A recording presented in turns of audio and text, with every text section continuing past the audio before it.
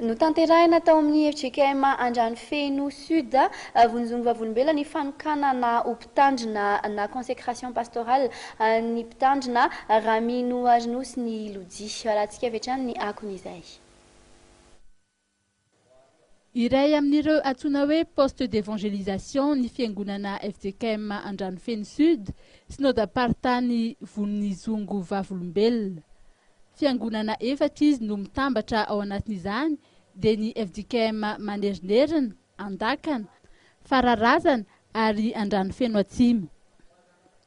Ny mpitandrina Ramino Arinosy ny Ilojimo no mitondra ireo fiangonana ireo amin'izao fotoana izao. Rehefa nitondra fiangonana nandritry ny 3 taona izy dia neken'ny mpandraikitra foibe FJKM ny anokanana azy ho mpitandrina. Ny mpitandrina Randriamampionina Alfred izay mpandraikitra foibe FJKM no nitarika ity fanokanana ho mpitandrina ity. Satria olona 3 no nanatanteraka ny fanokanana ho mpitandrina tahaka izao, koa niarana natanteraka ny fanokanana ny président synodaly sy ny filohan'ny fifampi ao amin'ny synodam-paritany vonizongo vavolombelona. Ny solontenan'ny mpandraikitra foibe moa no nitory ny tenin'Andriamanitra izay nalaina tao amin'ny epistily nosoratan'ny Paoly ho an'ny Galasiana toko voalohany ny 4:20 manao hoe ary dia nankalazany an'Andriamanitra aho. Tao aorian'ny fanaovana ny fanekena maha-mpitandrina no nanatanterahana ny fametrahan-tanana fanokanana ny mpitandrina. Araka ny fanao rehefa vita ny fanokanana ho mpitandrina tahaka izao dia manantona ireo mpitandrina rehetra efa voatokana na pasteur consacré ny mpitandrina voanatokana mba andray-tanana azy ireo.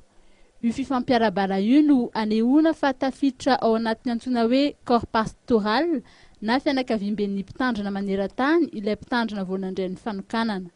Mpitandrina maro avy ao amin'ny synodam-paritany sy avy ao amin'ny sahan'ny FJKM moa no nanatrika ity fotoana fanokanana mpitandrina ity.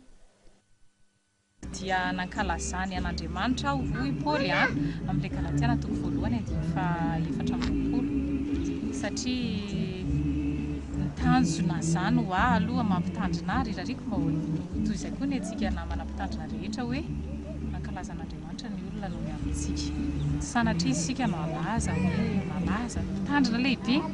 Misy moa ny atao mpitandrina kely satria hoe kely hoe many ambanivohitra ve tsy izany kosa fa mba tena ho Andriamanitra lehibe mankalazan'ny olona noho ny amin'ny asa izay nataontsika.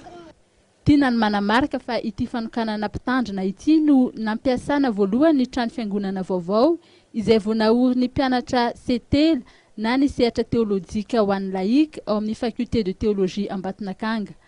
Amin'ny taona ho avy moa vao otokanana io trano fiangonana vao naorina io.